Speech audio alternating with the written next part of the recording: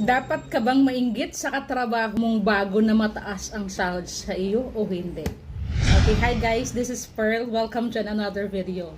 At ang topic natin ngayon ay world of employment. Okay, so I've been working in construction industry for almost 8 years. Solid yun, 8 years. And way back 2016, I decided to resign from my job para sabi ko ako na lang yung mag-alaga sa anak ko and no longer mag-hire ng yaya, okay? And ginawa ko na lang ay mga home business para sabi ko kung saan man ako magpunta kasama ko yung anak ko, okay? So that's why ang topic natin ngayon ay ito nga. Kailangan mo bang mainggit sa bago mong katrabaho na may mas mataas na sahod kumpara sa iyo, okay? So ito yung mga usap-usapan namin nung mga katrabaho ko before na hindi pa ako nagre-resign. I have worked in different companies. And then, minsan may naririnig akong ka-office mate na sabihin, ayun ako yung bagong yung pasok na employee, mas mataas yung sahod sa akin. Mas, sa kanila daw. Ngayon, ako naman kasi bukadera din ako, sasabihin ko, wag nga kayong mainggit kasi nag-usap-usap din kayo ng boss natin nung panahon na pumasok kayo at kung ano ang hiningi sa inyo, yun din ang binigay sa inyo. Right now, may bago tayong katrabaho, mataas ang hinihingi niya kasi siguro may qualification siya na worth paying naman talaga. Okay?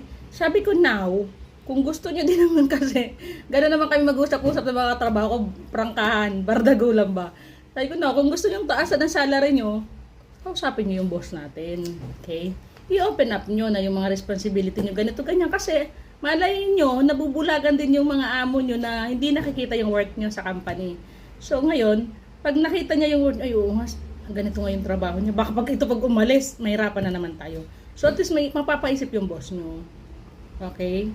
Huwag kayong mag-compare dun sa iba. You have to check. Ano ba yung pinagkagawa mo ngayon? Okay? I-list down mo yung mga task na ginagawa mo. And i-check mo sa online kung magkano na ba talaga ang sahuran ng ganun.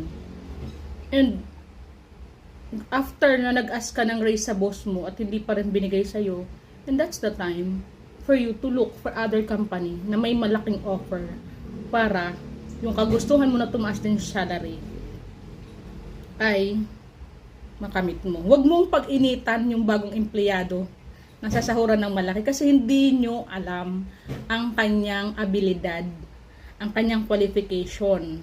Okay? So, ganito, may sample niyan. Ito sample. Naalala ko dati, naging isang bagong empleyado ako sa isang company. Napag-iinitan ako kasi malaki daw yung sahod ko sa kanila. Kumpara sa kanila.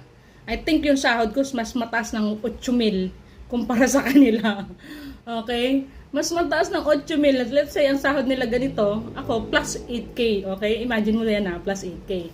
So now, time comes na yung trabaho ko one day, my boss tried to give it to her. And nakita ko siya hirap na hirap yung girl. Sabi ng girl, ako kasi yung ginagawa niya dapat para sa akin yung gagawin ko. So itong girl, sabi niya, ano ba yan? 2 days na hindi ko pa ito natatapos, narinig ko. Okay, so that's why. Yung ginagawa niya 2 days niya, hindi niya pa natatapos. Ibigay yun sa akin ng boss ko. 1 oras gagawin ko yun, tapos yun. Okay? So, ibig sabihin, may abilidad ang tao na wala sa iyo. That's why yung isang tao sinasahuran ng malaki kumpara sa inyo. Kaya napakahirap maging empleyado minsan kasi yung ibang mga empleyado, yung thinking nila ganun eh. Pag may isang bagong empleyado na papasok na mas malaki yung sahod, maiinggit. Dapat huwag kayong mainggit. Hanapin nyo, alamin nyo kung ano ba talaga yung current job nyo ngayon, ano yung mga task nyo. Tapos i-compare nyo sa na magkano na ba talaga ang sahuran sa akin. Kasi gusto ko din ng mataas. Huwag nyo pag-initan yung ibang tao. Okay? Kasi nga, may mga abilidad na meron sila na wala kayo. Okay?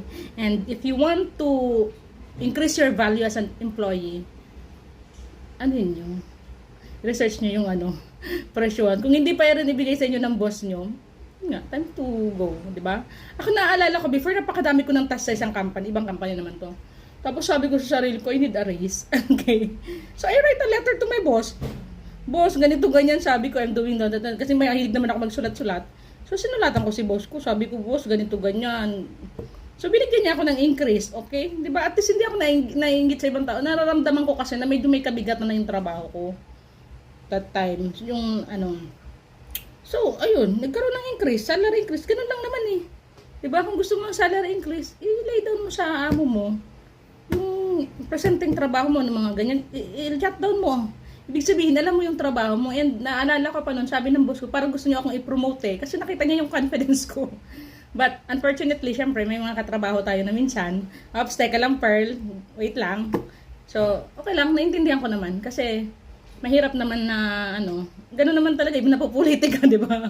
Kaya nga, no, nakapag-isip-isip ako, sabi ko, napaka-confident ko na tao, siguro magnegosyo na lang ako, para wala nang mainggit.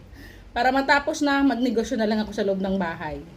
And, nakikita ko naman sa sarili ko na, pag makabuelo na ako, it's time for me to grow. And to grow my business as well. So, right now, still babysitting works.